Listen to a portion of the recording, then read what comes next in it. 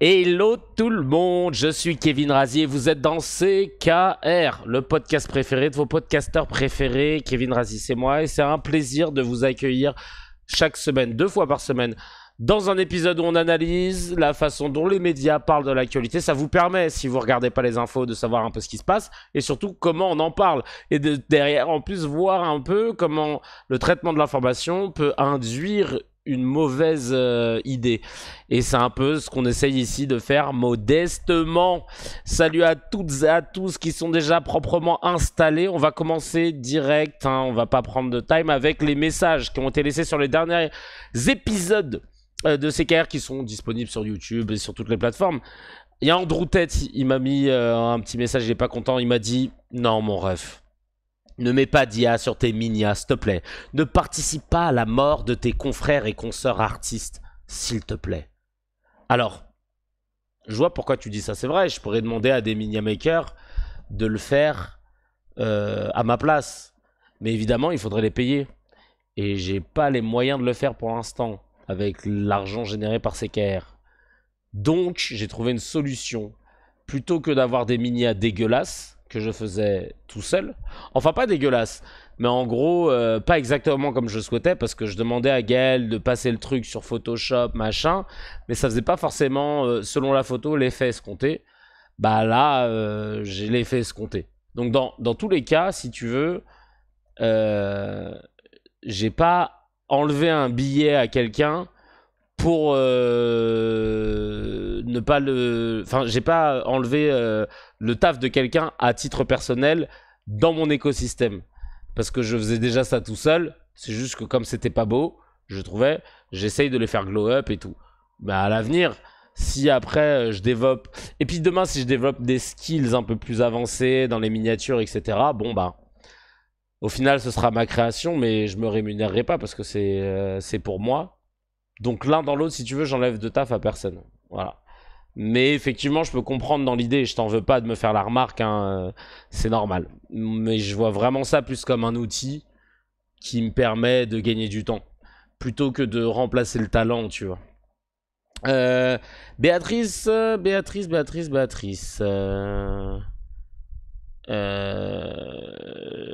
La planète. La planète. Andrew Tate, déjà, c'est un red flag, ouais, je te jure. Merci, Anamine. Et oui, c'est vrai que la planète. Mais la dernière fois, ChatGPT m'a dit bah ouais, mais dans ce cas, bah arrêtez aussi d'envoyer des mails ou d'envoyer même des messages sur les réseaux sociaux parce que ça pollue aussi. Même là, quand on fait un Twitch et tout et tout. Et là, voilà, t'as envie de dire oui, en vrai, c'est facile hein, de souligner quelque chose plus qu'un autre. On est dedans jusqu'à l'os. Merci, la queer est à venir. Merci beaucoup pour vos soutiens sur Twitch. On continue les messages. Béatrice Buinois qui dit hier, en faisant les courses, un homme à la caisse, la soixantaine, racontait sa vie de labeur, son dégoût face aux restrictions annoncées et fustigeait les assistés de tout poil, en particulier les jeunes de moins de 30 ans qui touchent le RSA ou sont au chômage.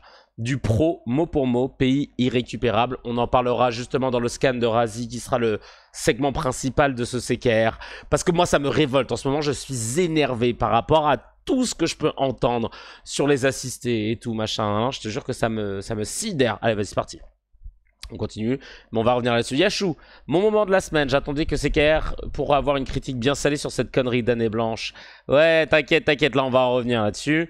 Le terme islamo-gauchisme n'est qu'un propos xénophobe. Dans les années 30, on disait judéo-bolchevisme. On connaît le résultat exactement, on en avait parlé et on est d'accord. On va commencer par la petite news HMD, la petite news Hamdoulillah, celle qui fait plaisir. Quand on l'entend, on se dit ah, Hamdoulillah, Dieu soit loué. Et là, c'est le streamer Amine et le streamer Billy Rebeudeter sur Twitch qui sont partis avec leur ami Sefi. Je sais pas si ça se prononce comme ça, S-E-F-Y. Qui se trouve actuellement entre la Jordanie et le Liban pour apporter une aide humanitaire aux réfugiés palestiniens. Je trouve ça super. Quand des gens qui gagnent bien leur vie grâce au réseau, qui sont bien suivis, décident de mettre tout ça à profit d'une cause, bah on peut que... Et c'est pas évident hein, de le mettre à profit d'une cause liée à la Palestine, évidemment. parce que tout de suite les boycotts, les marques elles vont pas forcément y aller, etc. Donc là c'est vraiment toi et tes deniers personnels et ton temps et ton risque totalement propre et subjectif. Franchement, Sartec, je trouve ça génialissime et on leur apportera du soutien et de la force. Franchement, bravo à Amine et Rebeu des Terres. On vous invite à les suivre à fond, leur donner de la force, même si hein, ils n'ont pas besoin de ma force pour vivre. En tout cas, je leur apporte mon soutien de ouf. Vraiment, c'est trop bien ce qu'ils font. Et d'ailleurs, j'en profite en parlant de soutien. Si vous voulez soutenir aussi les autres créateurs, comme je sais pas, un petit mec qui s'appellerait Kevin Razi, pour pouvoir faire des émissions en live, pour pouvoir continuer de tenir ce podcast qui me fait tant plaisir et de pouvoir devenir quelque chose de plus grand. Moi, je vous l'avais dit, hein, je veux créer un mouvement, un think tank, des émissions en public et surtout une cérémonie des meilleurs d'or qui serait un peu les Gérard de la télé revisités, vraiment dans toute la mauvaise foi qu'on peut avoir des personnalités politiques et publiques qui pullulent dans les médias. Bah ouais. Non, franchement, si vous voulez aider, il y a le Tipeee, il y a le lien. 1 euro par personne, c'est une dinguerie. Si vous êtes 5, 10, 20, 30 à vous y mettre, ça peut vite changer la donne. Donc merci 1000 fois en tout cas à toutes celles et ceux qui participent. Ah ouais, alors on va arriver direct au Mezzé en rentrant dans le vif du sujet. Hein, ok, d'accord, allez c'est parti. Dans le Mezzé, les petites news à partager entre amis, en famille, avec les collègues. Sur les réseaux sociaux, il y a certains termes, à première vue inoffensifs, qui sont en fait des références à l'idéologie d'extrême droite. Et ça, on sait que dans les cracks, on a NAFTA qui est très au fait de tout ça. Et là, afin d'éviter des sanctions, hein, évidemment de la part des plateformes, mais de pouvoir se reconnaître entre partisans. On sait par exemple, je suis pas sûr que tout le monde le sait, mais les pédophiles s'amusaient à mettre des emojis pizza pour se retrouver entre eux, à commenter sur certains posts pour pouvoir se repérer dans leur réseau pédopornographique dégueulasse. Là, il y a les mots arbre et noix, N-O-X, qui font leur apparition sur les réseaux sociaux, accompagnés de mots-clés Vive la France ou Patriote. Et on peut retrouver par exemple des vidéos de campagne avec la mention un endroit tranquille sans les noix et les arbres. Ce sont des termes donc utilisés pour tenir des propos racistes. Hein. Arbre désignant évidemment arabe, vous avez compris, et noix désignant les personnes noires. Et ça, c'est Daphné Deschamps, journaliste chez Street Press, qui est spécialiste de l'extrême droite, qui l'explique. C'est un peu comme c'est Nicolas qui paye, tu vois. Cette expression pour sous-entendre que à chaque fois qu'il y a des problèmes qui pourraient être liés de près ou de loin à des gens qui s'apparenteraient à des personnes issues de la diversité, ah bah voilà, ils ont la fête de la musique, c'est parti en couille, tout a été saccagé et c'est qui paye? C'est Nicolas qui paye. Voilà, ce truc d'extrême droite mais horrible, dégueulasse, qui sous-entendrait donc évidemment il n'y a que les Français blancs qui payent pour les autres, et ce qui est strictement débile et totalement faux et infondé.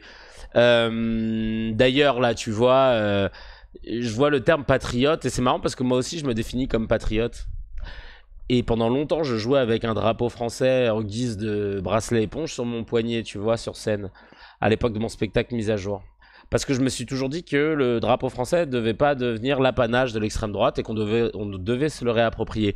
Et c'est intéressant de voir aujourd'hui que être patriote, parce que je l'entends souvent dans la bouche de personnes, c'est forcément être cisra, tu sais.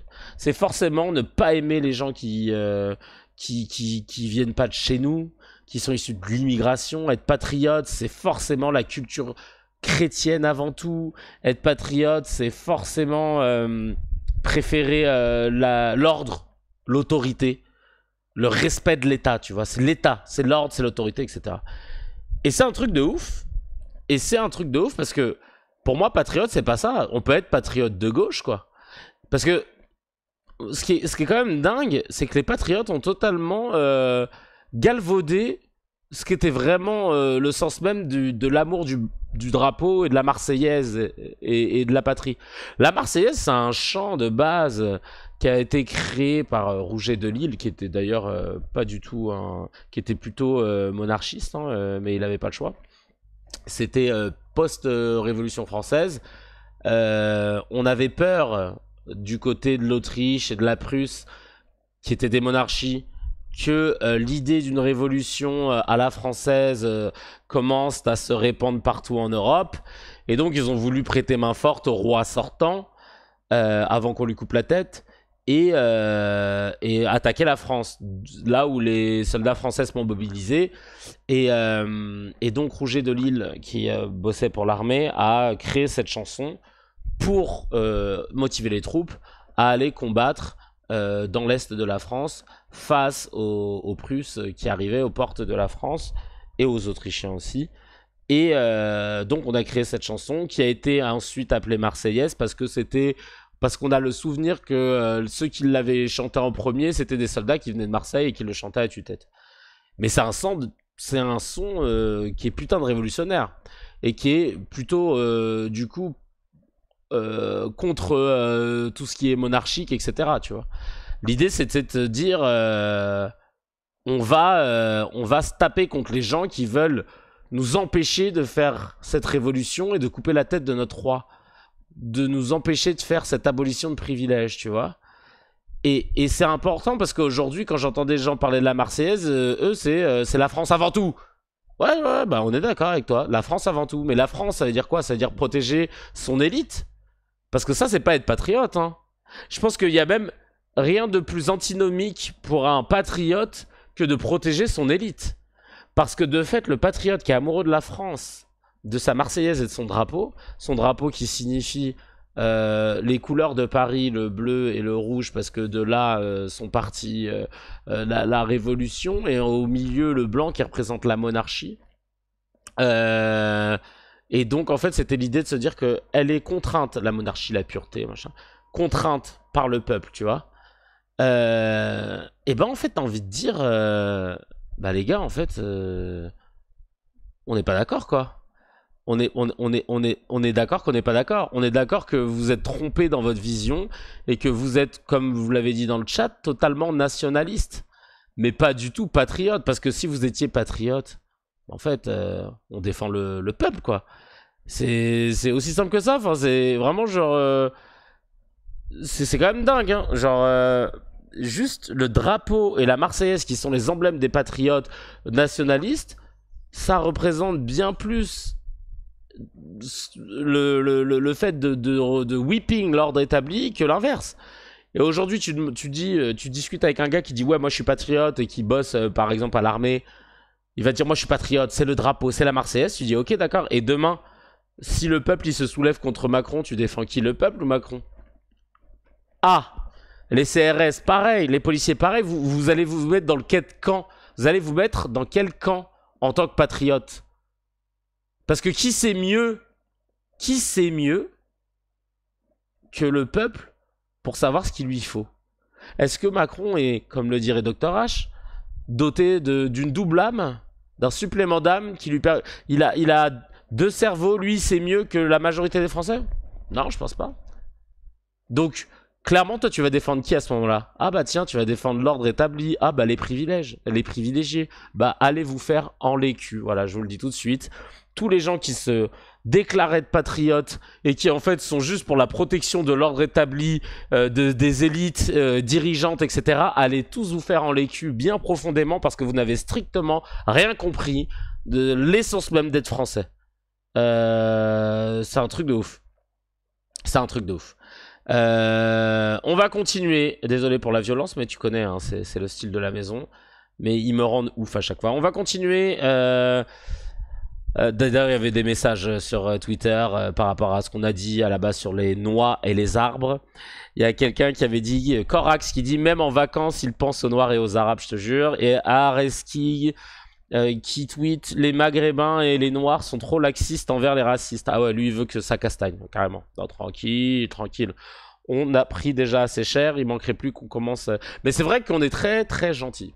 Tu vois, quand je vois par exemple comment les musulmans s'en prennent plein la gueule à longueur de journée dans les médias et par la plupart des politiques, t'as envie de dire s'il y a un ensauvagement de la société, ben les gars, les musulmans ils sont mignons. Ils sont très très mignons. Parce que à presque 10 millions de... 10 millions de musulmans en France, s'il y a un ensauvagement, si ça part en couille, si c'est incompatible avec la République, il n'y a plus de République à 10 millions, hein, je te le dis tout de suite. Donc bref. On continue avec Najat Vallaud-Belkacem qui a été nommé à la Cour des comptes sur proposition du Premier ministre. C'est le Canard enchaîné qui a balancé ça. François Bayrou aurait négocié son poste pour éviter une censure de son budget par les députés PS dirigés par Boris Vallaud, mari de Najat Vallaud-Belkacem. Évidemment, dans le chat, Monamen dit « Je pense que tant qu'on n'a pas fait comme les Afro-Américains après l'incident de Rosa Parks », et je vois ce que tu veux dire. Alors, c'est marrant parce que j'ai vu une exposition à Avignon qui est incroyable et qui est finie d'ailleurs. Mais qui est aussi disponible à oui, au centre Georges Pompidou à Paris. Ça s'appelle Noir, ES, ou E, je sais plus.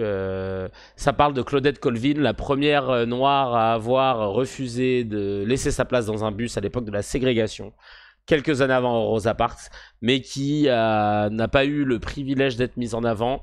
Et l'argument avancé par Tania de Montaigne, qui a donc écrit, qui a fait un spectacle, qui a écrit sur ce livre, sur Claudette, et qui en a fait cette expo qui est en réalité augmentée, donc t'as des lunettes et tout, et t'es en immersion totale pendant 40 minutes, c'est incroyable. Et ben, elle explique que c'est le colorisme. C'est que Rosa Parks a les cheveux plutôt raides et la peau plutôt claire, et que c'était plus facile à mettre en avant, etc. Donc c'est un peu triste pour Claudette Colvin. Je crois qu'il y a encore...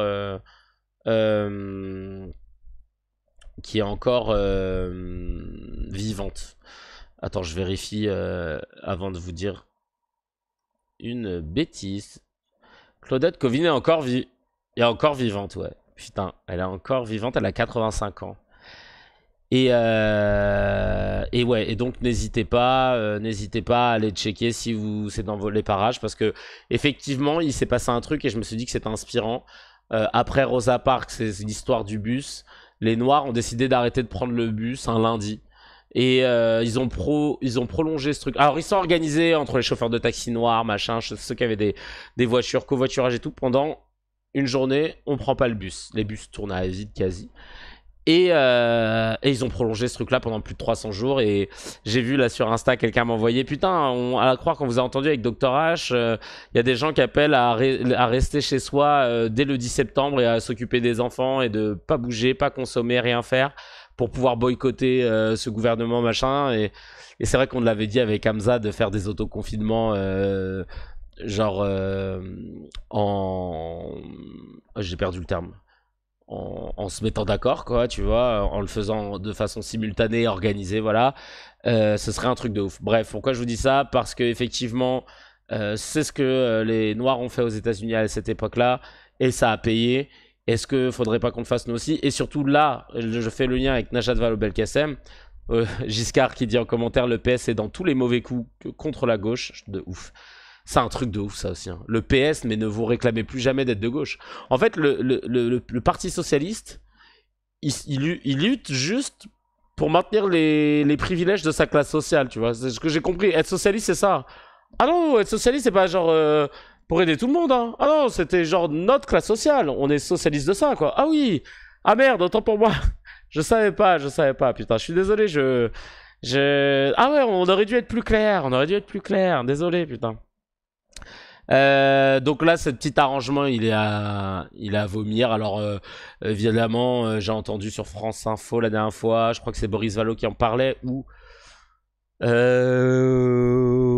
je crois que c'est ça, qui disait qu'elle avait passé les auditions, machin, que lui, s'était volontairement exclu de la commission pendant l'audition pour pas influencer, machin. Mais vas-y, casse-toi,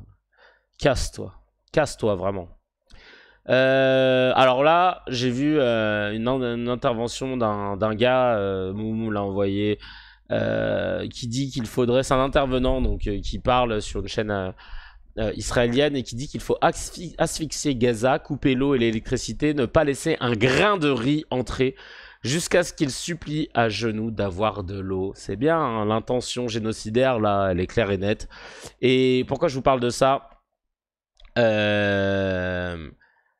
C'est parce qu'il y a une phrase que Rima Hassan a partagé, sans mettre la source, faut qu'elle fasse attention à ça, Rima, parce que très vite on peut lui tomber dessus.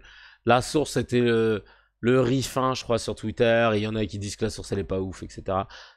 En soi, c'est vrai que c'est pas quelque chose de legit. Bah après, il sort plein de choses, mais c'est pas quelque chose de legit, donc c'est vrai qu'il faudrait qu'elle fasse gaffe par rapport à ça. Mais il s'avère que sa phrase est réelle. La phrase que Rima Hassan a partagée, c'est celle de Belzébuth Smotrich, là, qui dit que il veut un grand État juif qui s'étende sur la Syrie, la Jordanie, l'Arabie Saoudite et même et que Istanbul devienne la capitale. Voilà. Et cette phrase sortie de nulle part peut donner l'impression, et c'est les détracteurs de Rima qui l'ont mis dans ses commentaires, lui faire croire que c'est une fake news, etc. Bon, vous connaissez votre gars, il n'est pas encore docteur, mais il est pas journaliste, mais il a une rigueur. Donc je suis allé retrouver une vidéo de Belzébuth Smotrich et voilà ce qu'il dit. Alors, si vous écoutez et que... parce que là ça va être en hébreu, sous-titré en anglais, bah, je vais vous le sous-titrer, je vais vous le doubler. Je veux un État juif. Ça veut dire quoi? Je veux un État juif. C'est très très compliqué. Il y a des États qui opèrent selon nos valeurs, celles du peuple juif. Une souveraineté donc de l'État d'Israël. Elle lui dit, la journaliste, qui commencerait de la rivière à la mer. Ou alors tu veux quelque chose qui dépasse la rivière en deuxième étape. Ouais, je veux un petit peu ça. C'est écrit que le futur de Jérusalem, c'est de s'épandre jusqu'à Damas. Juste Jérusalem, jusqu'à Damas.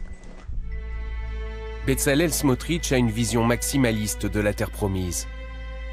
Elle inclut les territoires palestiniens, mais aussi des territoires en Jordanie, en Syrie, au Liban, en Irak, en Égypte ou encore en Arabie Saoudite. Une vision certes radicale, mais admise dans le débat public en Israël. Donc tu vois, c'est intéressant de voir que en fait, c'est réel, quoi. C'est affirmé. C'est marrant parce que, en fait, il coche toutes les cases qu'il reproche aux Russes, en fait. Tout ce qu'ils ont peur, la Russie, elle veut s'étendre. Après, l'Ukraine, elle va faire d'autres choses, machin. Regardez, ils colonisent, ils respectent pas le droit international. Tout ce qu'on reproche à la Russie, Israël le fait. C'est quand même dingue, hein. C'est marrant. Voilà. Qu'est-ce qui se passe? Là, il y a une pétition qui a été signée. Là c'est du live. Hein. C'est Morad Guichard qui a posté ça.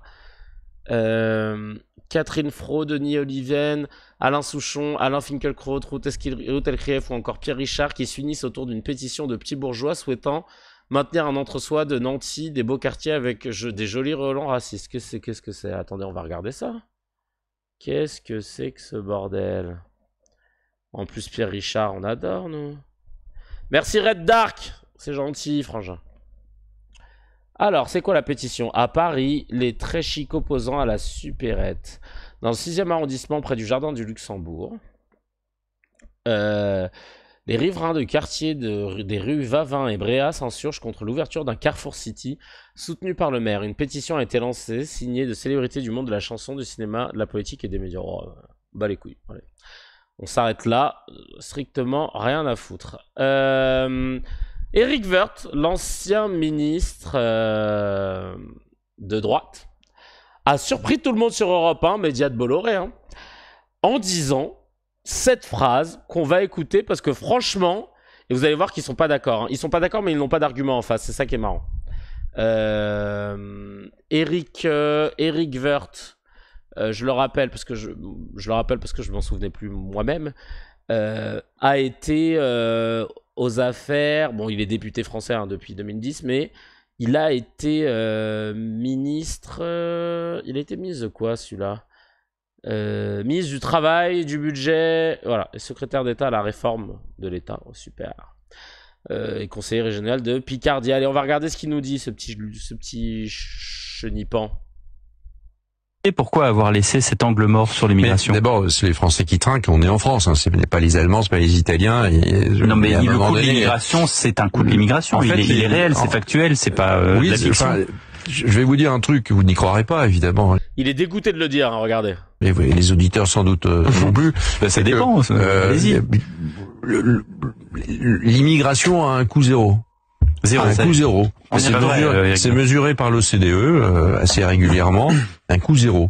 Et quand vous regardez 1 euro de coût pour un immigré, donc on a quelqu'un qui n'est pas français, 1 euro de coût, 1 euro dépensé pour l'immigration, et en face il y a une recette de 0,88. Alors c'est un peu, un léger déficit là-dessus. Pardon, il y a 10% d'activité et pour les Français c'est à peu près le même rapport. D'ailleurs c'est pour ça qu'on est en déficit et c'est pour ça qu'il y a plus de dépenses que de recettes. Donc moi, je suis très souvent d'accord avec vous, Eric Woerth, mais là-dessus, honnêtement, pas du tout. Alors, moi, je veux bien, mais attendez. Il dit que c'est 1 euro de coût pour 0,88 euros de gagné, donc c'est quasi nul, et que c'est exactement le même ratio que celui des Français qui ont des papiers. Il y a des choses précises, parce qu'on peut aussi penser que vous pouvez pas dire que l'immigration ça coûte zéro, Eric Woerth. Mais moi je ne le dis pas, l'OCDE le dit. Non mais c'est la vérité. Enfin, non mais lisez les rapports économiques là-dessus. Attendez, Eric, vous le verrez. Eric Woerth. Mais vous n'y croyez pas parce que personne ne veut y croire. C'est pas ça qu'on a que l'immigration ne soit pas maîtrisée, que l'immigration ne soit pas maîtrisée suffisamment, qu'il y ait des provocations, qu'il y ait des communautarismes, dont l'identité. Je voudrais qu'on laisse la parole 2 secondes à Louis de Ravière. Pardonnez-moi. C'est trop marrant parce qu'en fait ils veulent pas, tu sais, ça rentre pas dans leur matrice, tu sais, là, ça rentre pas dans le process. Et donc là, ils se disent non, là, tu dis n'importe quoi, Alors, l'immigration n'augmente pas le chômage, sachez-le, ça c'est les sources INSEE et OCDE, il n'y a aucun lien direct entre immigration et chômage natif, voilà. L'immigration qui coûte plus que ça ne rapporte, techniquement, il y a un impact budgétaire neutre à légèrement négatif. Ça, c'est France Stratégie et la CEPI. C'est un solde soit positif, soit neutre. Ils cotisent plus qu'ils consomment et ils touchent moins de prestations parce que les immigrés, il leur faut 5 années de titre de séjour pour commencer par exemple à toucher le RSA. Contrairement à ce que les Sarah Knafo et tous les autres gros Sisra sont en train de vous balancer, il faut du temps avant d'avoir certaines prestations. Il y a des aides, mais cela, ça ne représente pas un budget faramineux comparé à ce que, en revanche, les richesses qui le génèrent. Et c'est pas pour rien d'ailleurs que le think tank Terra Nova avait expliqué qu'il fallait accueillir 310 000 immigrés par an d'ici 2040 pour assurer le financement de notre modèle social. Voilà. Donc c'est ouf parce que 60% des personnes pensent que, interrogées par Challenge dans un sondage, pensent que l'immigration de travail a un impact positif sur l'économie française. Donc ça prouve que, tu vois. Mais bref, c'est marrant de se dire qu'à chaque fois on est dans des mythes, et vous allez voir que c'est le sujet principal qu'on va aborder. Les mythes ont la peau dure, et c'est sur ces mythes là qu'on fonde des lois, etc. Et regarde Mélanie qui est revenue sur l'immigration parce qu'elle avait besoin de monde en fait. Bah oui, elle s'est rendue compte que merde, population vieillissante, qu'ils galéraient à trouver des saisonniers, des machins. Bah oui, évidemment. On va se faire un petit focus sur Amir là aussi parce que ça a beaucoup jacté. Alors avant ça, ça a commencé avec le groupe de rap nord-irlandais qui avait affiché son soutien à la Palestine à Coachella. Il y a 2 semaines, le conseil municipal de la ville de Saint-Cloud dans le 92 a voté le retrait des subventions du festival Rock en Seine, donc 40 000 €, parce qu'ils les ont programmés. Et parce qu'en fait, eux, ils avaient dit Israël comme ce groupe. Sur un écran géant, qui s'appelle Knicap, ils avaient projeté un message de soutien au peuple palestinien en disant Israël commet un génocide contre le peuple palestinien. C'est rendu possible par les États-Unis qui arment et financent Israël malgré ses crimes de guerre. Fuck Israël, libérez la Palestine. Voilà ce qu'ils avaient dit. Voilà. des prises de position qui ont fait réagir, hein, et le maire d'hiver droite de la ville des Hauts-de-Seine de Saint-Cloud a dit « Nous subventionnons les actions culturelles, pas les actions politiques. Quand ce n'est plus en adéquation avec nos objectifs, nous ne finançons pas. » De son côté, Rancansen reste solide sur ses positions. Quand nous avons programmé à l'automne dernier, il ne faisait pas parler de lui, si ce n'est pour des bonnes raisons. Répond Mathieu Ducot, son directeur. La ville de Saint-Cloud a puni du coup tout le festival. Parce qu'il y a d'autres artistes, tu vois. Parce que il y a un gars qui est pas dans sa ligne politique. Et c'est ouf, hein. Mais il y a quelqu'un en plusieurs commentaires qui disait hallucinant, on soutient un peuple qui s'est fait écraser, qui se fait écraser depuis 75 ans, et c'est nous le problème. Chaud, cette totale inversion des valeurs. Mais oui. Studio Cosmophone qui dit franchement c'est sympa de la part de la mairie de Saint-Cloud de faire de la pub gratuite à Knicap, de ouf. Et il y a Silnois qui dit ça ne dérange personne quand c'est Eyal Golan qui vient à Paris et qui prône l'éradication du peuple palestinien. Et il nous casse les couilles avec cette inversion dans les soutiens. Et vous avez vu que là le gros scandale, c'était Amir, le chanteur franco-israélien qui a fait l'armée israélienne.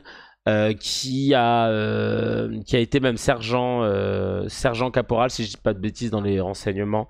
Mais en vrai, c'est pas ça le problème. Le problème, c'est qu'il a chanté en 2014 à Hébron dans une colonie illégale en Cisjordanie. Et qu'il a ensuite chanté une autre fois en soutien à Tsahal. Et qu'il avait été invité par un... Alors attendez, je vais vous retrouver l'info exacte. Il était où? Voilà, il a été invité par un gars qui est d'extrême droite et pour venir soutenir, voilà, tout simplement, voilà, pour venir soutenir et l'armée israélienne. Et là, en fait, c'est là que le bas blesse. C'est là que le bas blesse parce que évidemment là il est présenté comme un miskin. Lui il a fait une vidéo sur scène, il est en train de pleurer et tout. Moi ce que je veux c'est la paix, machin. Mais on s'en bat les couilles chacal, c'est pas ça qu'on te dit. C'est que t'as pas chanté pour la paix, t'as eu aucun mot pour les Palestiniens, aucun mot pour les 20 000 enfants qui ont été tués déjà. C'est quand même problématique. Quelqu'un qui dit qu'il chante pour la paix. Aucun mot pour les Palestiniens chacal. Dans un premier temps. On te reproche pas d'avoir été soldat de Tsahal parce qu'on sait que quand on est israélien, on est obligé de faire 3 ou 4 ans dans l'armée. Bah, c'est comme ça, c'est les lois de ton pays. En revanche, bon, toi, le stage t'y a pris goût, hein, parce que t'es monté loin. Bref. Mais là, le problème, c'est que on voit les crimes de guerre, le crime contre l'humanité, le génocide qui est en train de faire Tsahal. Et toi, t'assumes totalement ton engagement idéologique envers cette armée. Et en fait, les gens le boycottent, notamment en Belgique. Il y a des artistes qui ont dit qu'ils y viendraient pas si Amir est là. Et donc, du coup, il y a des journaux qui ont même titré, un média qui a titré Amir, le nouveau Dreyfus. Allez vous faire vraiment gifler vos grandes races. Nouveau Dreyfus de quoi? C'est pas parce qu'il est juif, contrairement à ce que beaucoup disent. En plus, ça m'énerve. Oui, c'est parce qu'il est juif. Non, chacal. On va pas dans des colonies illégalement implantées, en fait. On va pas dans des colonies illégalement implantées, contraires au droit international, pour chanter. C'est trop bien, là. On n'est pas chez nous. On a tué des gens. Ouh, c'est vraiment trop bien. On est trop bien. Non mais... Et puis ouais, t'as raison, tu peux être aussi objecteur de conscience de l'armée israélienne. Ça t'empêchait pas, justement, t'y as été. T'étais le mieux placé. Et c'est marrant, Amir, à l'envers, ça donne rima et c'est totalement son contraire. Putain, j'avoue, ça c'est très très très smart. C'est très très très smart, c'est exactement ça, ouais. T'avais chanté, notamment, voilà, c'est ça que je cherchais. Une soirée de soutien aux soldats de Tsahal qui était organisée par Yoni Shedboun, qui est un député du parti d'extrême droite Abayit Ayehoudi, le foyer juif. Désolé pour l'accent. Et donc, c'est pour ces raisons-là que les gens te boycottent à juste titre, parce que le boycott c'est légal. Les gens n'ont pas dit on veut pas que tu sois là. Enfin, ils ont dit je ne viendrai pas parce qu'il est là. Après, c'est aux organisateurs d'arbitrer. Alors oui, c'est un moyen de pression pour te dégager, mais en l'occurrence, ils ont juste décidé d'annuler leur présence parce qu'ils sont mal à l'aise à l'idée d'être à côté de toi parce que tu chantes avec des gens d'extrême droite, pour des gens d'extrême droite, pour une armée qui massacre des enfants, 20 000. Ça, c'est se recenser, chacal. Ça tire des balles dans la tête à des enfants avec des drones. Enfin, on les a vus brûler dans le camp de Rafah. Hein. Et là, toi, t'es là, ça te dérange pas. Et pas un mot de compassion là dans tes larmes de crocodile que t'as balancé là pendant un concert. Pas un mot de compassion pour les victimes palestiniennes. Eh ben, va te faire. Va te faire foutre. Et si tu ne chantes plus pendant 3 ans, 4 ans dans aucun festival parce que t'auras pas voulu reconnaître juste tu parles de paix, ben justement des mots de paix, de l'humain, etc. Ben franchement, grand bien t'en fasse. Ça va te faire les pieds, chacal. Parce que là, c'est scandaleux. C'est scandaleux qu'on ait retourné l'opinion publique. Et comment les médias en ont parlé. Pourquoi je vous dis ça? Eh ben on va regarder tout de suite. Il y a quelqu'un aux grandes gueules qui a dit les termes en direct de la station thermale. C'est parti, on écoute tout de suite. Alors évidemment, hein, toujours dans les bons coups, Aurore Berger qui dit ça. Amir est à la fois un très grand artiste, il a tenu des positions... Un très grand artiste ou artiste? J'ai pas compris. Amir est à la fois un très grand artiste, il a tenu des positions... Ah, il est artiste, hein, déjà tu vois, ça commence bien. ...qui sont très claires. La condamnation des attentats terroristes qui ont coûté la vie à 50 Français le 7 octobre 2023 en Israël.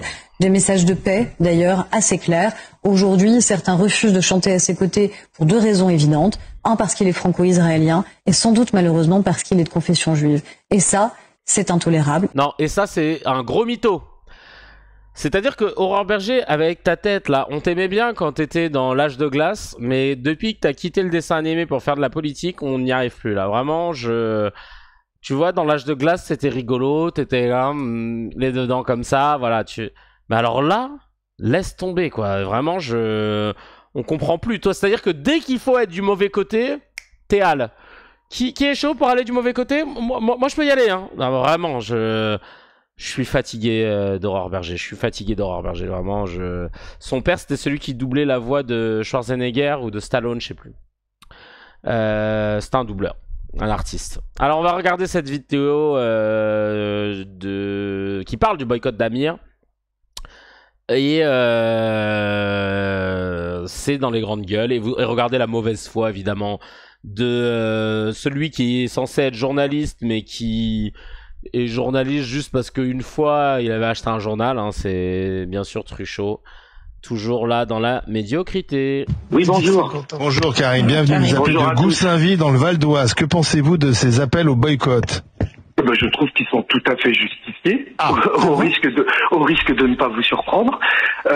Donc, je trouve que c'est totalement justifié, puisque Amir, au-delà du fait d'avoir été un soldat israélien, puisque en Israël le service militaire est obligatoire, donc ça, on va pas le blâmer là-dessus.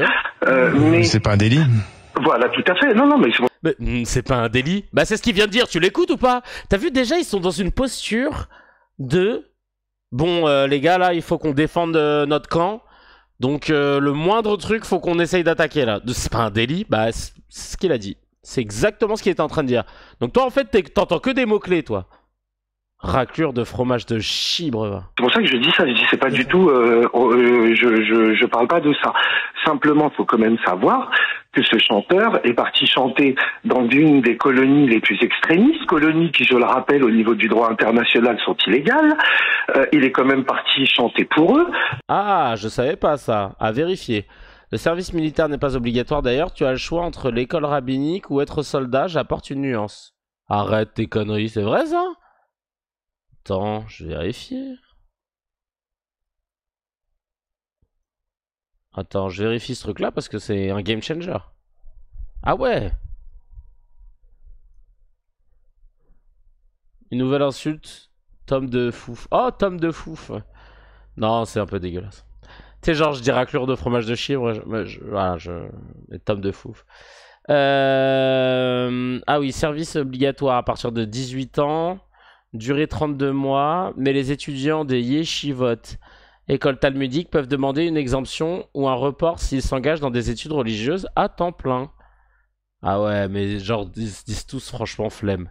Flemme de commencer à s'intéresser à la religion. Je vois les gars. Merci pour la nuance. On continue avec notre ami des grandes gueules. Donc ça signifie quand même quelque chose, hein, voilà. Et ça justifie le boycott? Non. Oui. C'est-à-dire que quand on pense pas comme vous, on boycotte. Ça tue personne à boycott. Ah bah si, quand même. Ça fait taire les gens. C'est-à-dire que quand on n'est pas d'accord avec la liberté artistique. Oui, ça tue la liberté. Pas du tout. Bah non. Ah, excusez-moi, là, c'est les artistes qui veulent pas venir si le gars est là. C'est les artistes qui peuvent potentiellement perdre de l'argent. Du tout, chacun a le droit de défendre ses causes et chacun a le droit de boycotter ce qu'il a envie de boycotter. Le boycott, c'est légal, hein, je le rappelle.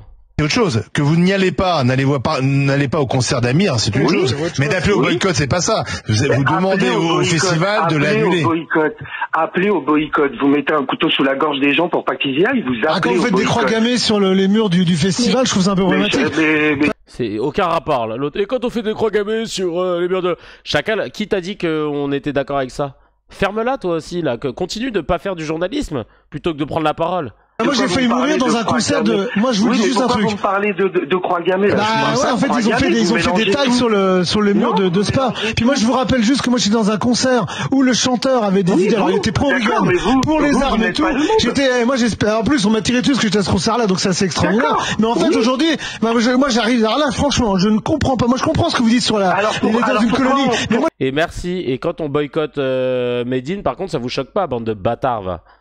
Sur la base de même pas de trouble à l'ordre public, je crois qu'ils avaient dit Barbe. Ils avaient dit Barbe. Je n'ai pas entendu dire ça. La raison, faut buter tous les Palestiniens. Il en est pas là, quoi, en fait. Pourquoi on boycotte les Russes? Pourquoi on boycotte les Russes? C'est pas Poutine, Amir. En plus, on boycotte pas les artistes russes. Je vais continuer. Au-delà de ça, Israël n'est pas un État démocratique puisque ses citoyens n'ont pas les mêmes droits qu'ils soient juifs ou arabes. Oui, bon, ça c'est votre opinion. Mais vous voyez, Karim. C'est un autre sujet. Donc l'apartheid. Oui, les Russes c'est pas pareil hein, pour le boycott. Qu'on a imposé pendant des années à l'Afrique du Sud. Vous mélangez tout. Mais Karim. Non, je ne mélange pas. Mais non, mais vous avez le droit de partager cette opinion. Mais justement, c'est ça l'intérêt, c'est plutôt d'écouter des opinions contraires. Dites-moi que vous ne pensez pas comme moi, mais ne me dites pas que vous mélangez. Oui, est-ce que l'extrême droite a fait contre Bilal Hassani, ça passait aussi? Ouais, de ouf.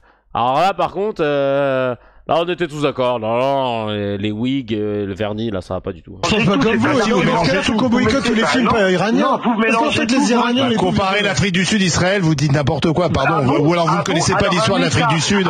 Vous ne connaissez pas, c'est même injurieux pour ceux qui ont subi l'apartheid en Afrique. Karim, il est déter. Ah bon? Du Sud qui était enfermé. Pardon. Et c'est reparti. Donc vous savez mieux que moi.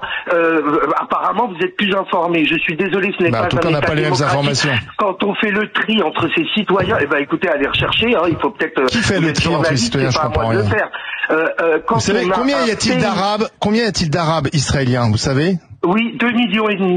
Voilà, ils vivent dans la... Là, je pense qu'il était dégoûté que le mec il ait répondu. Après, ils vivent dans l'apartheid. Ah bon? Oui. Bon, merde. Deuxième question. Ils n'ont pas les mêmes droits. Exactement. Ah bah vous les connaissez. Oui. Alors allez les interroger. Je vous propose, Karim, vous allez en Israël. Je pense que vous connaissez pas et vous verrez. Sur l'État-nation. Allez relire la loi sur l'État-nation et vous. Là, Karim, il est en train de jouer comme Nuno Mendes face à Liverpool. Hein. Alors là, le pressing est intense. Si les Arabes israéliens ont les mêmes droits que les Israéliens de donc c'est en boycottant Amir qu'on va leur donner plus de droits. Moi, je suis un peu interpellé là-dessus, en fait. Hein. Non, on leur donne juste les mêmes droits. Oui, mais c'est pas en boycottant Amir que vous allez donner les mêmes droits, en fait. Qu'est-ce que vous appelez à dire? Diffuser des phrases dans le concert, ça serait... Comment on a fait céder l'Afrique du Sud? Je pense pas avec le boycott, au bout d'un moment, l'État sud-africain ne tenait plus et ils ont été obligés d'abandonner la partie. Ah, il a souligné un vrai truc, Karim. Hein. Avec le boycott intensif, l'Afrique du Sud n'arrivait plus à respirer et ont dû lâcher. Ah, c'est intéressant. En boycottant Amir, vous allez faire plier Israël. C'est ça votre logique? Ça, c'est une pierre à l'édifice. Hein. On essaye de faire comme on peut. On essaye d'utiliser les solutions. On essaye d'utiliser les solutions. Ah ouais, là, le geste technique est parfait. Hein. Contrôle amorti de la poitrine, virgule, et un coup du foulard, hop. Qui ne sont pas des solutions guerrières. D'accord. Voilà. Donc le boycott, on a encore le droit d'avoir un cerveau, on a encore le droit de penser et on a encore le droit de ne pas faire. Il faut aussi utiliser, va te faire... Ce que l'on veut nous imposer. Voilà ce que je voulais dire. Merci Karim, merci. KB Nueve, on va l'appeler le gars. KB fucking Nueve. Il a assuré. Il a assuré, bravo, c'est bien, t'as remis les pendules à l'heure et ça fait plaisir. Merci Karim. Vas-y, on va rentrer dans le scan, dans le vif du sujet. Je vais vous parler de François Bayrou et de la fascination française à culpabiliser les pauvres. Voilà. Ça me rend malade, je vous dis la vérité. Là, avant de commencer le live, j'étais tout seul à la maison. Je parlais tout seul, parce que ça m'arrive souvent dès que je peux parler tout seul. C'est comme ça que j'organise mes idées. Je suis un peu fou. Et j'étais en train... Et je me fais souvent des débats, tu sais, des trucs comme ça. En vrai, ça me permet de préparer mes punchlines quand je serai amené potentiellement à débattre. Même si elles sont jamais aussi fluides et limpides, évidemment, sinon ce serait trop facile. Mais néanmoins, ça me permet d'organiser ma pensée que de verbaliser. Et j'étais remonté. Et je me suis dit, bon, ça va être le sujet principal de l'émission. Mais j'étais remonté par tout ce que j'ai pu voir et entendre ces derniers jours depuis le dernier CKR, où vraiment je me suis dit, mais c'est scandaleux, autant de mépris pour les classes populaires et les classes moyennes, pour les gens qui ont besoin d'aide, que ce soit pour des maladies longue durée, que ce soit pour la retraite, etc. De voir comment on pointe du doigt des problèmes qui n'en sont pas et qu'on décide ensuite de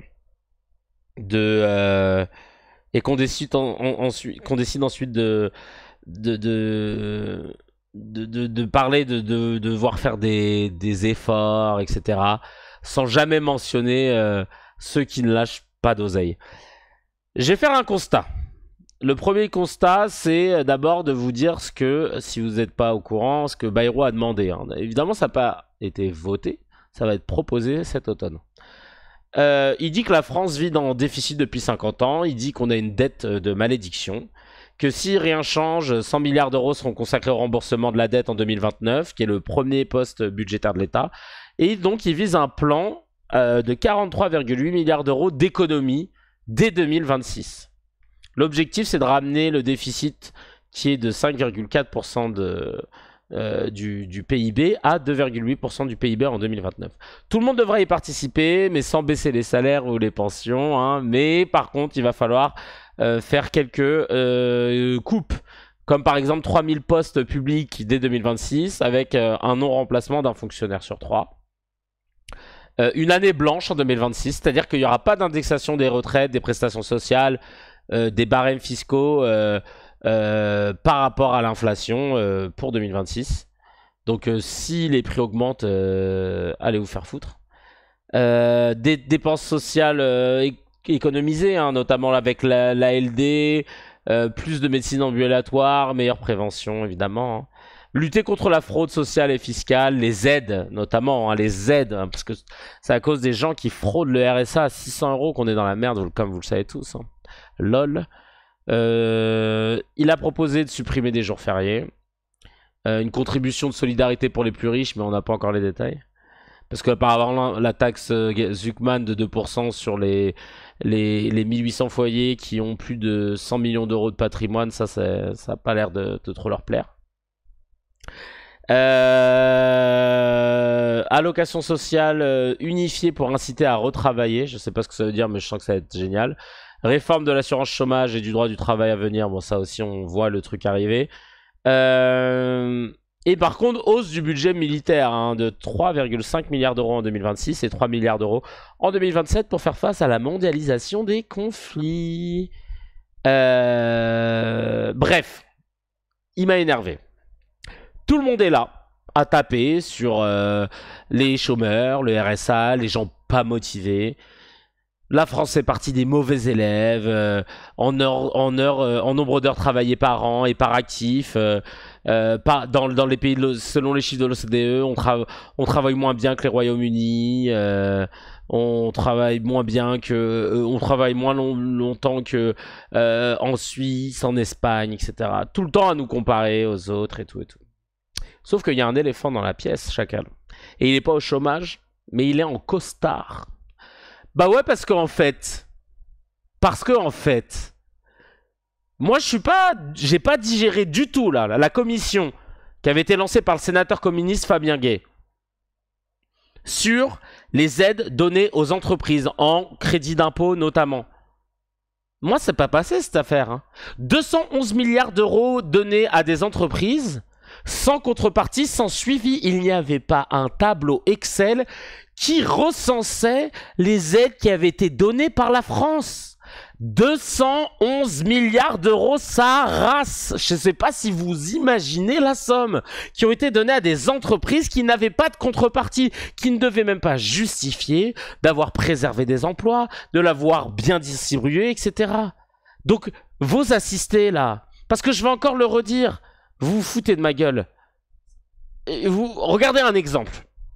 Mais vous savez quoi? On va regarder une vidéo d'abord. Une petite vidéo qui justement...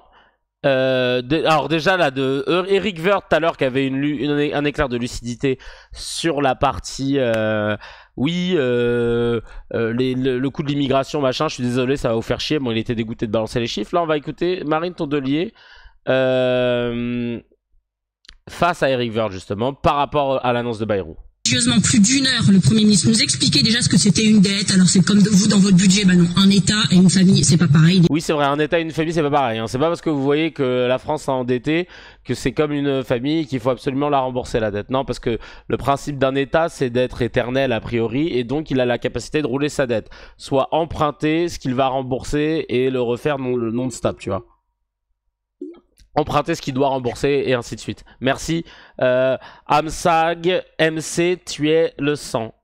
Désolé pour la qualité du son. Déjà.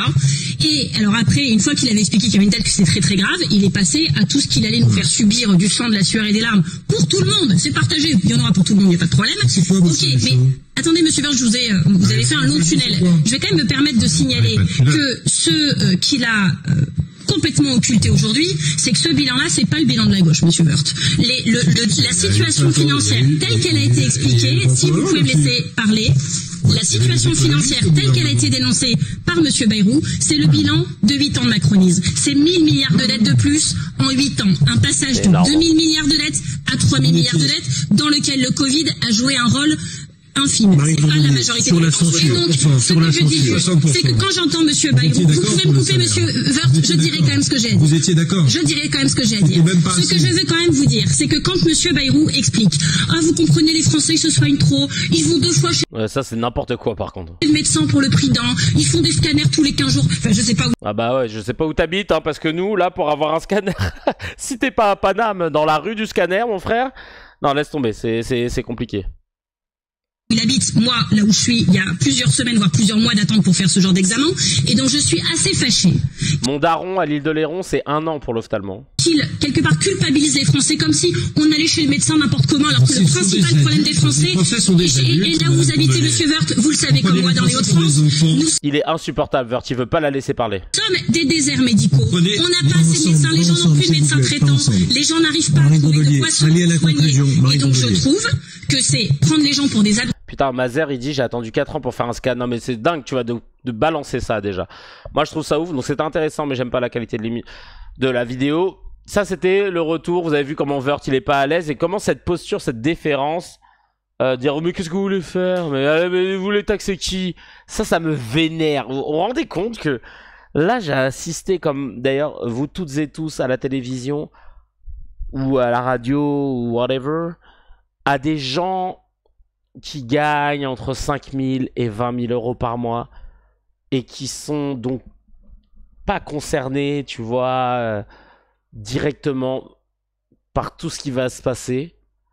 parce qu'ils sont au-dessus de la masse, ils représentent une infime partie de la population.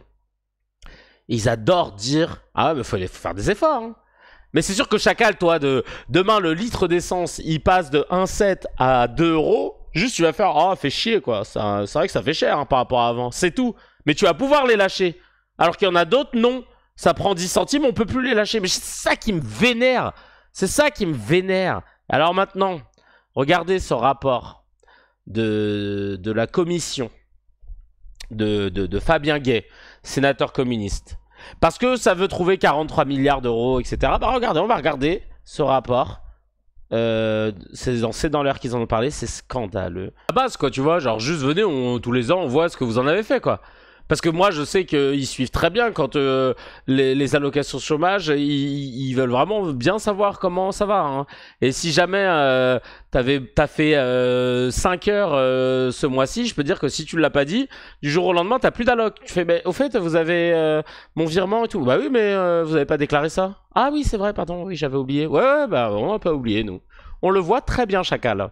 Et si jamais on s'est trompé et que t'as un trop perçu, on reviendra te demander le trop perçu. C'est quand même dingue. Comment ils nous surveillent de ouf. Bande de fils de racleurs de chibre. Vous me foutez la rage. Merci, Crapador. Écoutez ça. Bah oui, parce que c'est logique. En gros, là, ce qu'il est en train de dire, c'est que à minima, si on t'a donné de l'argent, toi, quand derrière, t'es une entreprise et que t'as des actionnaires, toi, quand derrière tu veux donner à tes actionnaires de l'argent sous forme de ce qu'on appelle des dividendes, mets pas les aides publiques dedans. Parce que les aides, elles t'aident à développer l'entreprise, à embaucher du monde. C'est pour ça qu'on te met des aides. Pas à gaver des actionnaires. Donc, normalement, si tu as des aides publiques, tu prends ton résultat net. C'était après le déjeuner, il a oublié qu'il était de droite. Il commence à retrouver du sens, là. Mais il faudrait pouvoir rendre l'argent qui est donné si... oula merde, qu'est-ce que je dis là? Oh, pardon. On légitime. C'est notre argent qui a alimenté 211 milliards d'euros chaque année. Non. Vous allez pas me dire oui, regarde Karim ou Aminata là, hein, elle a fait des gamins, elle a pris de la CAF. Oh, et l'autre là, hein, il prend son RSA et derrière il travaille au black. Non. Lui il veut pas aller travailler. Non, allez vous faire enculer. Là je vais dire, on va parler français LV1. Allez vous faire foutre. On s'en fout de... Déjà, d'une, ils ont des aides, ils y ont droit, tant mieux, sachant qu'il y a plus de 5 milliards d'euros d'aides qui font partie du taux de non-recours, c'est-à-dire qui sont dus à des gens et que les gens ne réclament pas. Donc, ça veut dire que ça absorbe les 1,5 voire 3 milliards maximum pour la fourchette haute de fraude à la prestation sociale. Sachant que les cotisations, les fraudes à la cotisation, c'est plus élevé, c'est 8 milliards. Donc, en gros, les gens qui avaient le droit à des prestations sociales, 5 milliards d'euros qui sont pas réclamés, absorbent les 1,5 voire 3 milliards d'euros de gens qui ont fraudé. Donc, limite, c'est un non-sujet. Et toi, tu veux qu'on tacle eux. Toi, tu veux qu'on soit là. Attends, il en est où, là? Il a pris 651 ou 652? Fais gaffe, je l'ai vu, il a roulé Clio 3, hein, c'est pas mal. Fais gaffe, hein, il a l'option clim. Nique ta race, en fait. Mon micro bug quand je dis nique ta race. Mais nique bien ta race. Tu peux pas pointer du doigt des gens qui, en plus de ça, n'ont aucune conséquence sur les finances. Là, je viens de vous le montrer, c'est des chiffres que je sors pas de mon trou du cul. C'est la DGFIP, vraiment, c'est les chiffres de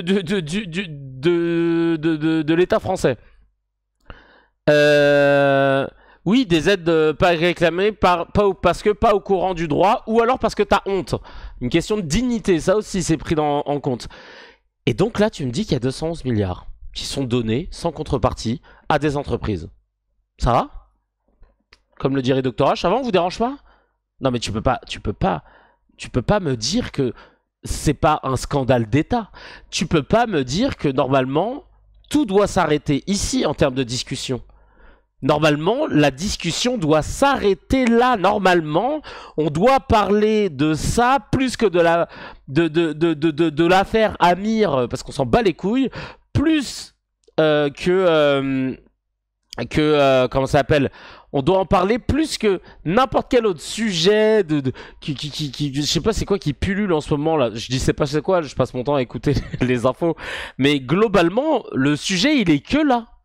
Il est que sur c'est quoi cet argent? C'est quoi cet argent qui a été donné? C'est quoi cet argent qui a été donné, par exemple, je vais vous le resignifier. Carrefour, je vous l'ai bien dit, hein, 2,3 milliards d'aides reçues en 6 ans. Résultat net, 3,6 milliards. Dividendes versés, 2,8 milliards. Alors attends, on va prendre la calculette. On va prendre la calculette parce que c'est pas logique normalement. Si t'as fait 3,6 milliards et que t'as dedans 2,3 milliards d'aides, ça veut dire que normalement, tes dividendes versés, elles doivent être calculées sur les 1,3 milliards restants. Et là, t'en as le double.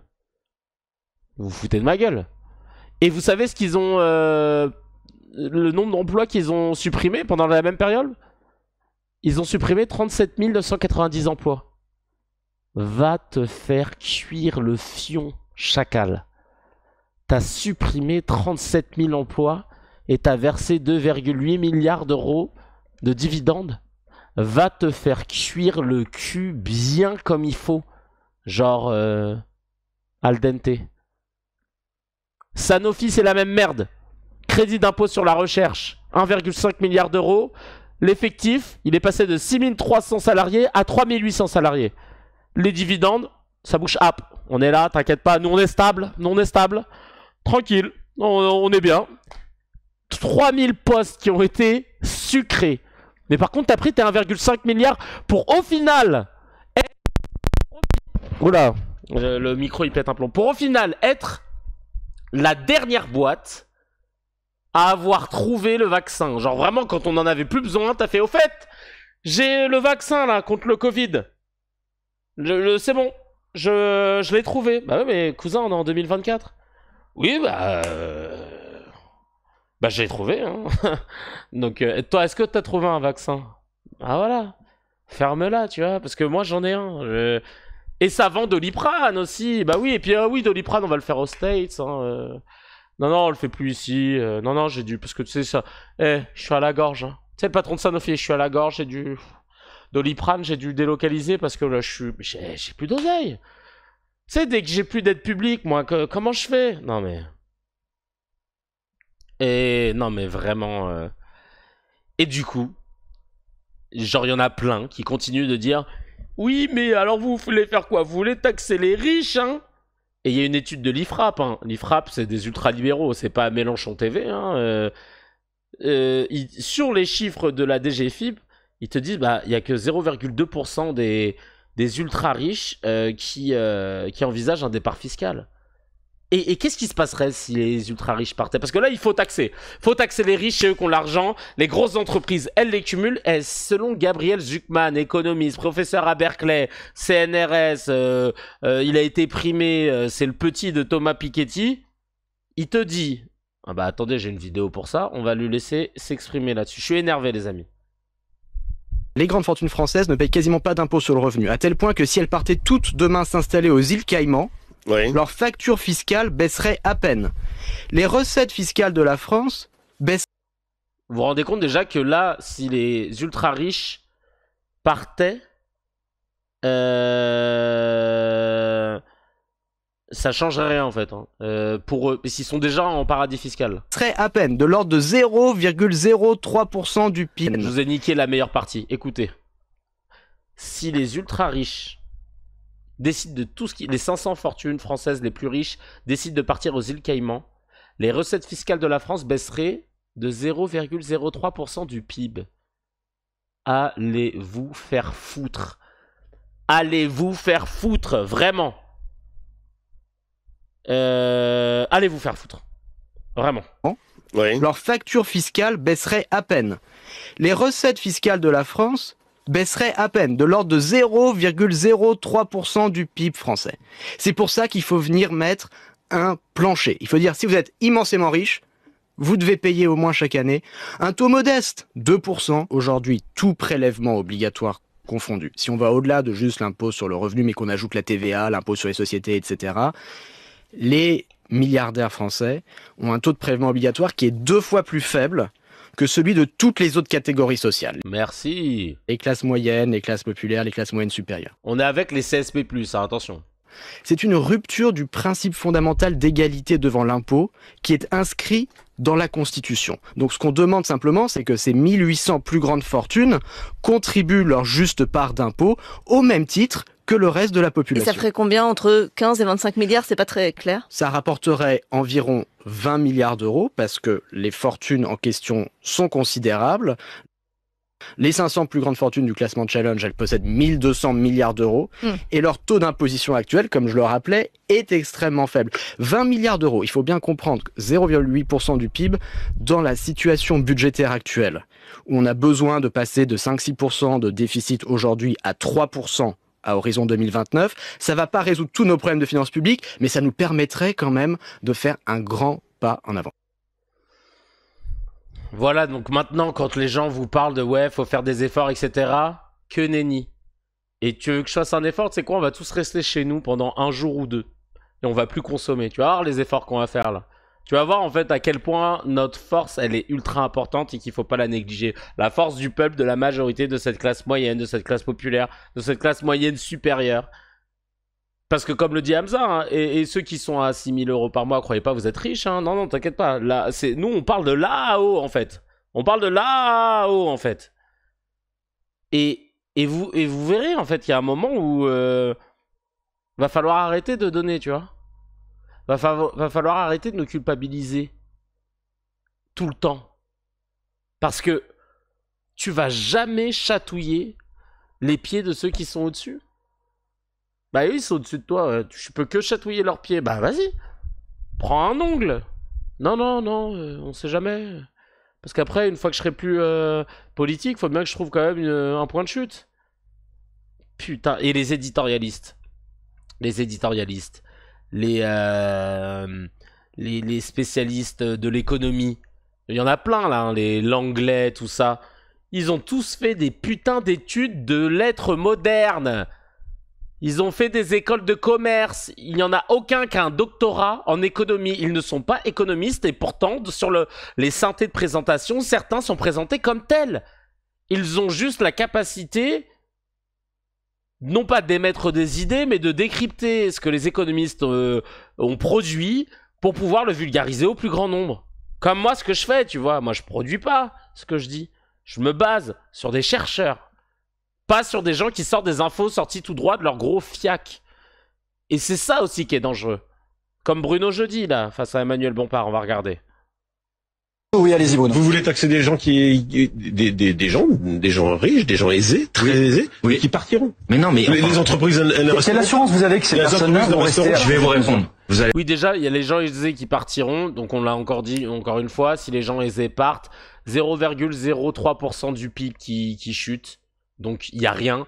Et comme je vous l'ai donné, l'IFRA parle de 0,2% des ultra-riches qui partiraient si les impôts augmentent. Donc déjà, ferme ta gueule, en fait. Soit tu bosses, soit tu fermes ta gueule. Toi, ça se voit que t'es essayiste. Toi, t'essayes, mais tu fais rien. Donc ferme ta gueule, déjà. Jeudi, là, t'es un jour férié pour nous. La vie de ma mère, je suis énervé. Vous les aurez pas, vos 20 milliards. Attendez, vous les aurez pas. Monsieur Jeudi, le problème c'est que vous n'avez pas travaillé avant l'interview, ça c'est fatigant. Manuel Bompard, bah c'est vrai, chacal. Parce que écoute ce qu'il va dire Bompard. Quand tu dis oui, mais si vous mettez... Parce que là, en fait, il parle sur la taxe Zuckman. Il dit oui, c'est... les ultra-riches, ils vont partir. Bah oui, mais la taxe Zuckman, qu'est-ce qu'elle proposait? Il est smart, Gabriel. Attention, hein. 2% c'est que dalle déjà. Ils auraient pu faire plus. Soit, ils voulaient pas faire créer de tollé. Il propose une extraterritorialisation de cette taxe pendant 5 ans, alors qu'on pourrait même le faire comme les États-Unis pendant non-stop. Ce que je veux dire par là, pour celles et ceux qui n'ont pas capté, en gros, cette taxe-là, à partir du moment où tu es français et que tu es soumis à cette taxe, même si tu décides de bouger à l'île Maurice ou au Galapagos, tu vas devoir quand même khalas pendant 5 ans parce que la taxe te suit. Elle te colle au cul, marquage tar Joao Neves, dans la charnière centrale. C'est le mec qui... les vieilles analogies. Et donc, tu peux pas partir, en fait. Pendant 5 ans, tu dois lâcher l'oseille. Aux États-Unis, quand t'es américain et que tu payes des impôts, tu pars où tu veux, même en Russie, tu dois payer des impôts. Aux États-Unis. Bah là, c'est pareil. Donc, quoi qu'il arrive, même si les gars partent pendant 5 ans, ils devront lâcher leurs 2%. Allez-y. On a eu le.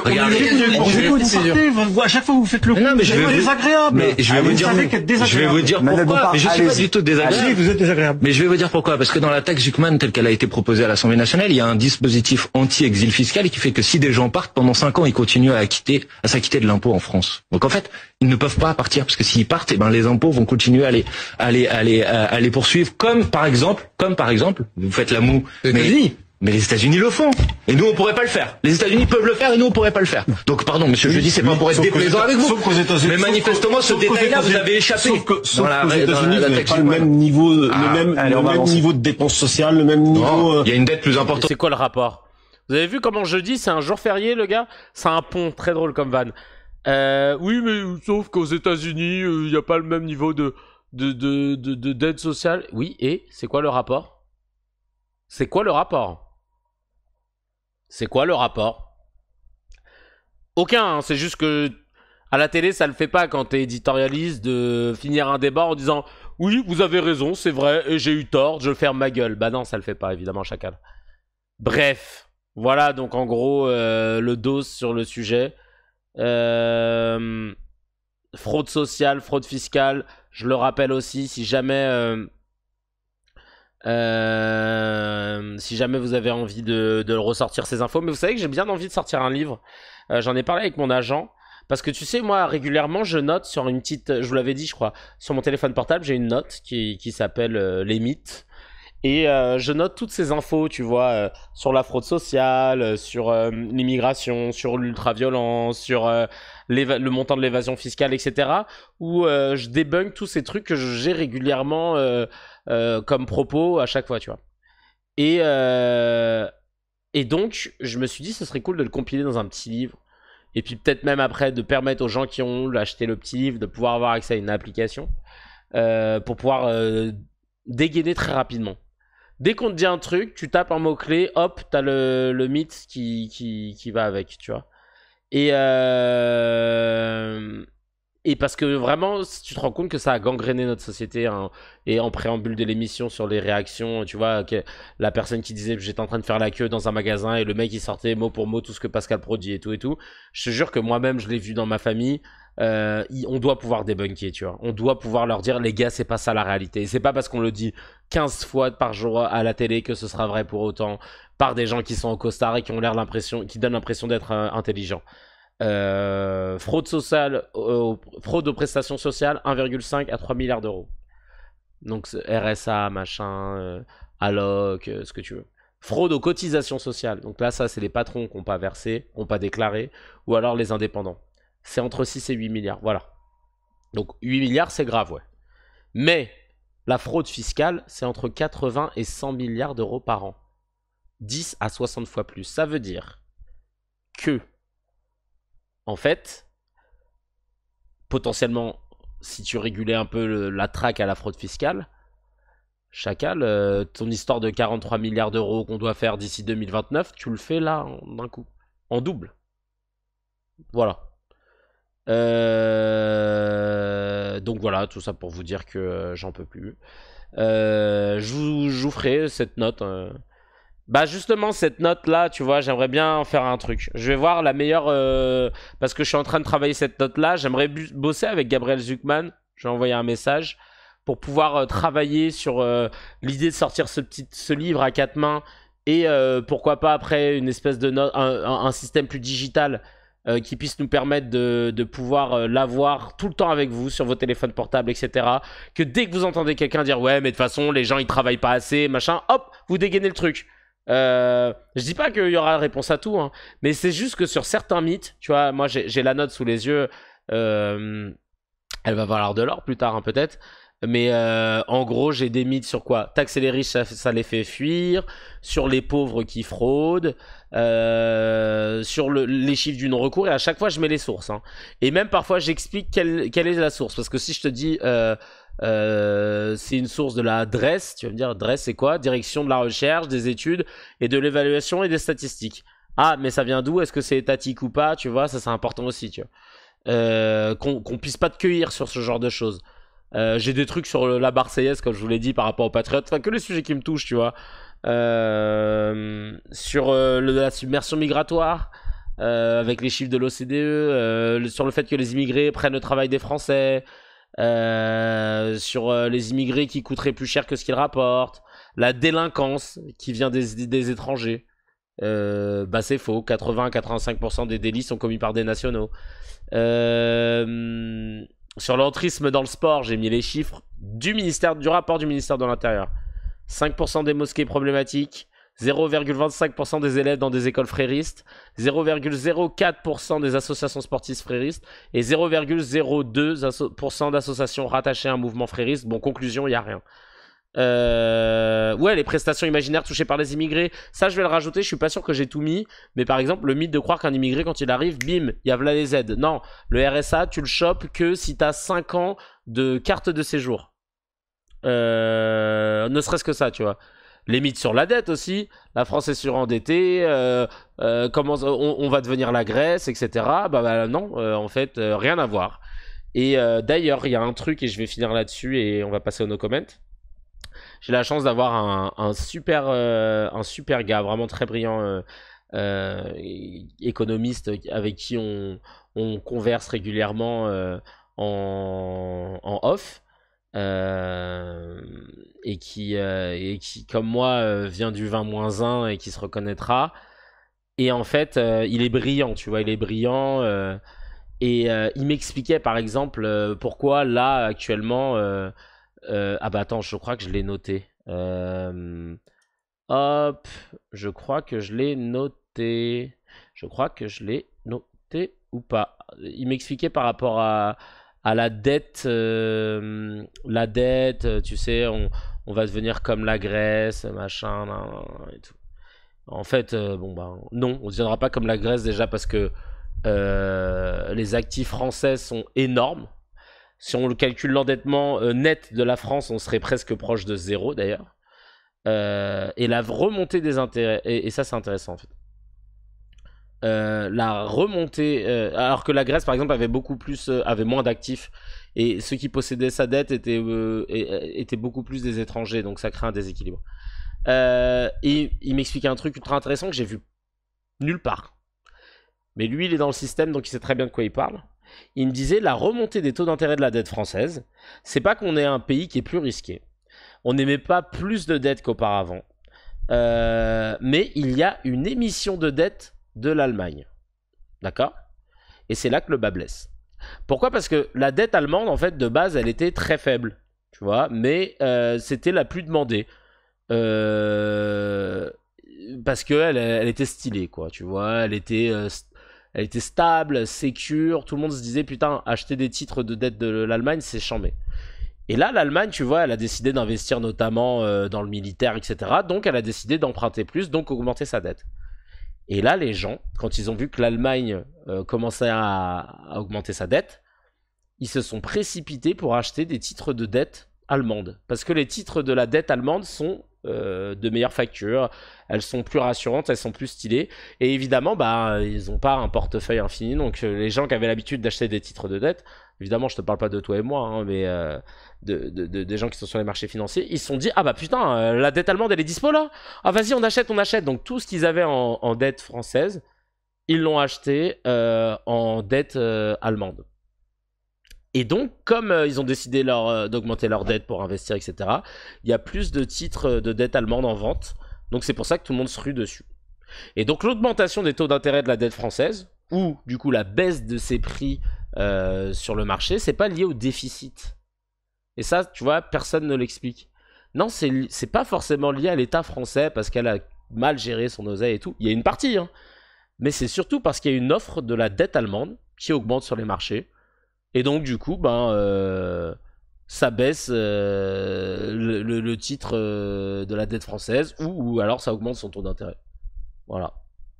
C'est nul, hein, comme explication. Hein. C'est vraiment de la pure spéculation. Vraiment, on a créé un marché boursier pour se mettre dedans. C'est ridicule. Hein. Moi, la bourse, j'ai jamais compris comment on a réussi à codifier de jouer au PMU. Mais genre juste avec des mots stylés pour que personne comprenne. Mais c'est la même chose. Et vous remarquerez, je conclurai ce passage, ce scan de Razi sur tous ces mythes autour de l'argent et de stigmatisation que les plus gros assistés du monde, ce sont pas ceux qui fraudent le RSA, mais ce sont les patrons d'entreprise et les banques. Voilà, 211 milliards par an pour au final faire ce que tu veux, sans contrepartie. Je suis désolé, mais moi c'est de l'assistanat, tout simplement, pur et simple. Le plan de sauvetage pour les banques après la crise de 2008, c'était de combien? Parce que ça aussi c'est génial. On est tout le temps en train de nous dire ouais, c'est pas à l'État, c'est pas à l'État d'assister, l'assistanat, machin, hein. Mais il y a quand même, ne serait-ce qu'aux États-Unis, un plan de sauvetage. Merci Giflo Gang, ça fait plaisir. Un plan de sauvetage de 700 milliards de prévus qui avait été prévu à l'origine. Ils en ont utilisé 426 milliards. Ça va, ça va. Mais l'Union européenne, par exemple, un truc de ouf, hein.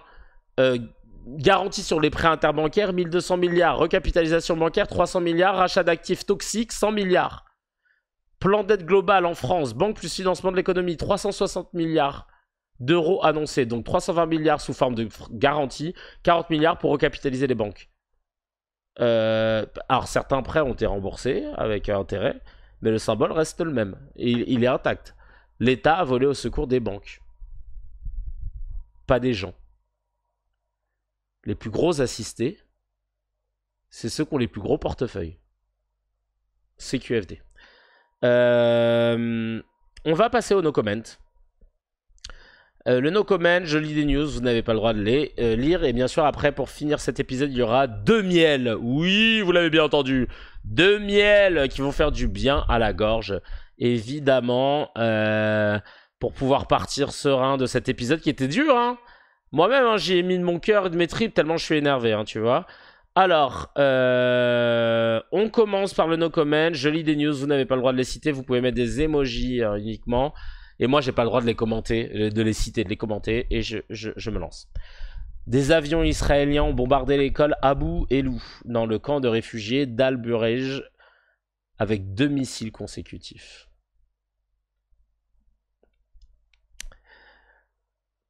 Les professionnels des auto-écoles souhaitent faire passer le minimum obligatoire de 20 heures de conduite à 28 heures et rendre l'épreuve de conduite payante à hauteur de 80 à 100 euros.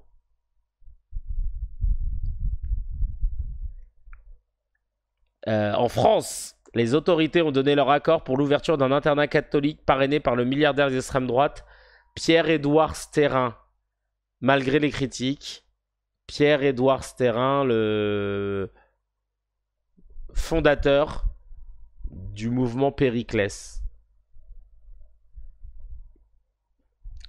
Et enfin, 2 organisations caritatives ont transféré des millions de livres sterling à une colonie israélienne en Cisjordanie occupée avec l'approbation du régulateur des organisations caritatives. Et c'est le Guardian qui le révèle. Allez, on enlève les emojis, on peut reprouver la parole, même si j'avais bien envie de commenter les 4 dernières news que j'ai lâchées. On va essayer de se faire du bien avec un peu de miel.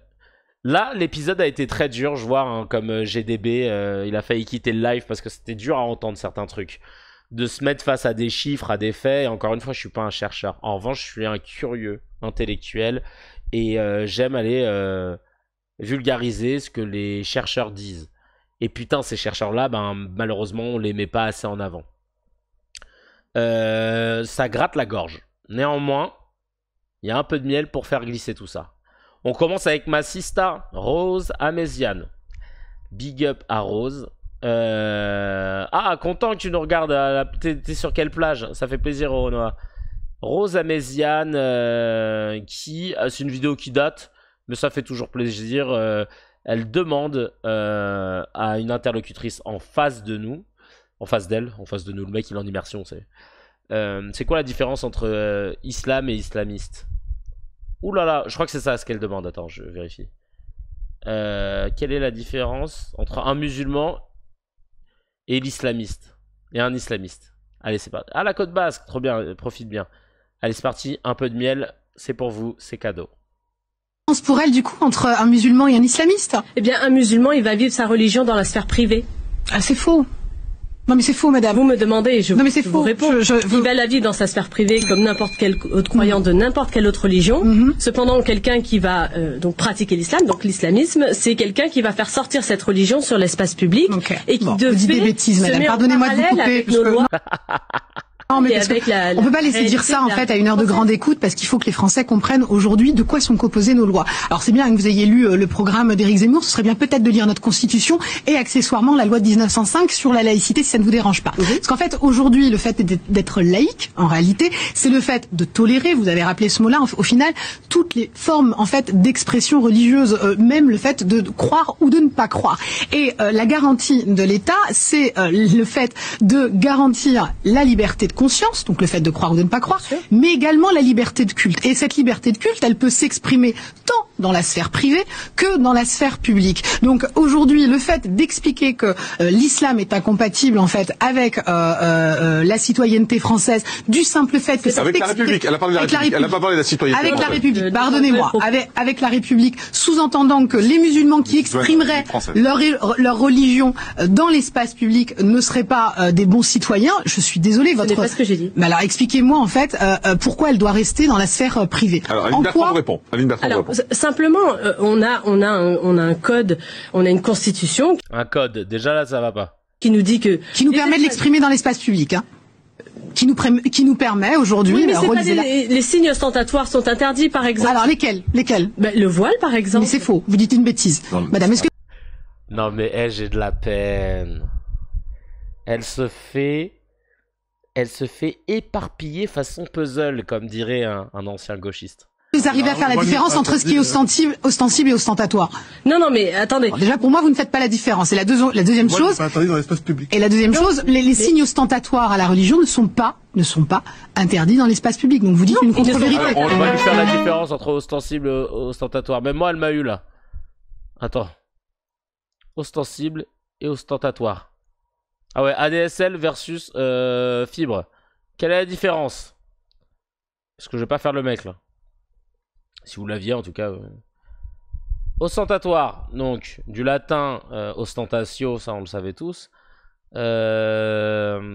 Donc action de montrer ostensiblement, avec insistance, sans retenue. Ok, d'accord. Ostensible, qui vise, qui est visible, que l'on peut constater et qui est apparent. Ah, d'accord. Qui n'est pas dissimulé, mais qui n'est pas montré avec affirmation, sans retenue, de façon tapageuse. Ok, d'accord, ok. On comprend pourquoi Rose n'est pas invitée. Bah, elle est chroniqueuse, hein, je crois. Et c'est étonnant d'ailleurs. Hein. Mais faudrait qu'on lui demande, tiens. On lui demandera un jour. Je lui demanderai, tiens, c'est quoi la stratégie? Bah après, ça permet d'avoir des nuances sur des chaînes de fachos, dans des émissions de pédocriminels, où ils sont tous dans un entre-soi. Donc je me dis que c'est bien qu'il y ait des sons dissonants qui restent fermes et solides sur les appuis. Hein. Allez, le dernier miel. Alors celui-là, c'est signé le polytaquin Khalil. Love you guy. Regardez-moi ça. Aïe. Bonjour monsieur le ministre. Bonjour. Suis Christophe. Déjà, la petite musique et tout, elle nous met bien. Il est magistrat, le Christophe, qui appelle. Magistrat administratif au tribunal administratif de Melun. Ça doit vous parler. C'est le tribunal qui a annulé l'obligation de quitter le territoire français prise à l'encontre de l'influenceur algérien, monsieur Doualem. Je voulais juste vous rappeler, monsieur le ministre, que le jugement, qui apparemment a eu l'air de vous contrarier, le jugement d'annulation de l'OQTF n'est que la stricte application du droit. Le magistrat n'a fait qu'appliquer la loi, toute la loi, rien que la loi. Et notamment l'article L432-12 du Code des étrangers, qui dispose que lorsqu'un étranger est titulaire d'une carte de résident et que l'administration lui retire sa carte de résident de 10 ans, à ce moment-là, il ne peut pas faire l'objet d'une OQTF. Il ne peut pas faire l'objet d'une OQTF. C'est la loi qui le dit. Voilà. Mais la loi, Elle date aussi celle-ci, mais elle est toujours aussi kiffante. Je rappelle juste à monsieur le ministre que cette loi, elle a été votée, avec un peu de malice quand même, cette loi, elle a été votée en janvier 2024, cet article, le L432-12, il n'existait pas auparavant. Il a été voté par le groupe LR du Sénat, dont monsieur Retailleau était le président. Donc, si cette loi ne lui convenait pas, il fallait pas la voter. Depuis maintenant 3-4 jours, au tribunal administratif de Melun, c'est un déchaînement de haine sur les réseaux sociaux. de toute la fachosphère. Il y a même des individus qui ont été sur Internet à partir d'un organigramme, essayer de penser qui pouvait être l'auteur de ce jugement, qui encore une fois n'est que l'application de la loi, strictement de la loi. Merci Christophe. Qu'est-ce que vous lui répondez, Bruno Retailleau Je veux lui dire qu'il ne se sent pas visé. Je ne l'ai jamais visé. Je viens d'expliquer précisément que on a construit, notamment sur le droit des étrangers, un échafaudage juridique qui protège tellement les étrangers, parfois en situation irrégulière, que l'État régalien, lui, est désavoué. Ça n'est pas les magistrats que je critique. Je critique simplement des textes dont il va falloir revoir profondément. Mais quand il dit que vous avez voté ce texte quand vous étiez au Sénat... Écoutez, ça m'étonne. Oh my God! L'art de parler sans rien dire, exactement. L'échafaudage, oui, il est devenu peintre bâtiment. Non mais, en fait, parce que, en fait, si vous voulez, alors, les plaintes posées juste avant la couche de... C'est-à-dire que, quand... Ce que je critique, moi, c'est surtout l'enduit. L'enduit que... Alors qu'on a poncé et que... Non, si vous voulez, juridiquement, le réagréage avant le lino qui va nique ta race, en fait.